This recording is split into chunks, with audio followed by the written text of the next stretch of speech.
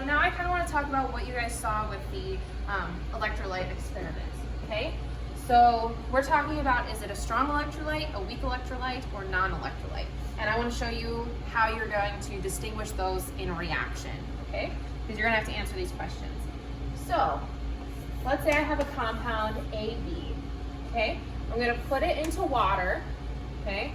And let's say that I put it into water, I put it in the electrode, and I saw that it got really bright, okay? So I know that it's completely dissociating into its ions. Okay, plus B minus, okay?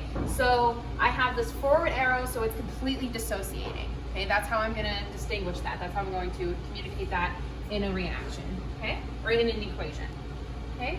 Then I have, let's say I have a different, I'm still calling it AB, but let's say I put AB in and I saw a weak light, okay?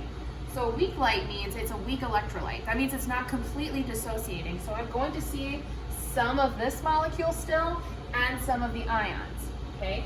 So the way we would indicate that is with a forward and a backward arrow, and then A plus, okay? Because we're gonna have both going back and forth, okay?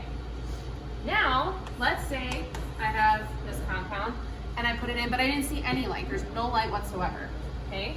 That means it's not dissociating, so it's just AB and AB, okay? Now the difference here, and this is a big difference that I want you guys to understand between these two terms, the difference between dissociating into ions and dissolving, okay?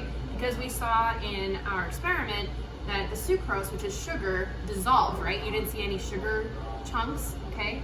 So it dissolved, right? And like whenever you make lemonade or something and you put it in, it dissolves, right? But it's not dissociating into ions, okay? So I want to show you the difference between that. So, for instance, we had our salt, right? NaCl, okay? That one had a bright light, okay? So we know it's dissociating into its ions, okay? So we have this little chunk of salt, okay? We're gonna put it into our beaker of water, okay? First, what's gonna happen is it's going to dissolve, which means I have NaCl molecules here,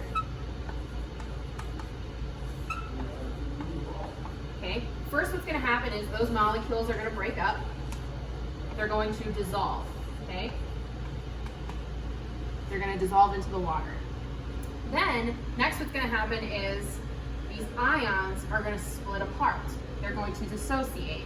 Now they're going to become Na plus and Cl minus floating around in there. Okay, so they're completely dissociating. Okay? The difference with the sugar, so we have sucrose.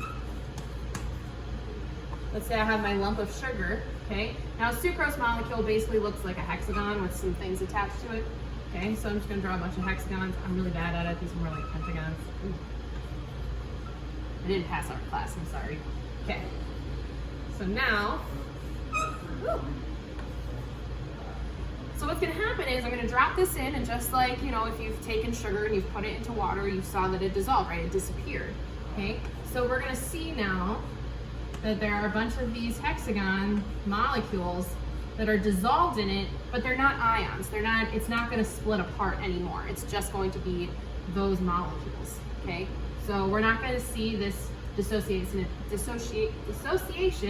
into ions like we do here, okay? And it's this dissociation of ions, it's these ions that when we put this into the electrode, or we put the electrode in, these ions are allowing the electrons to flow through it and then make the light bulb light up.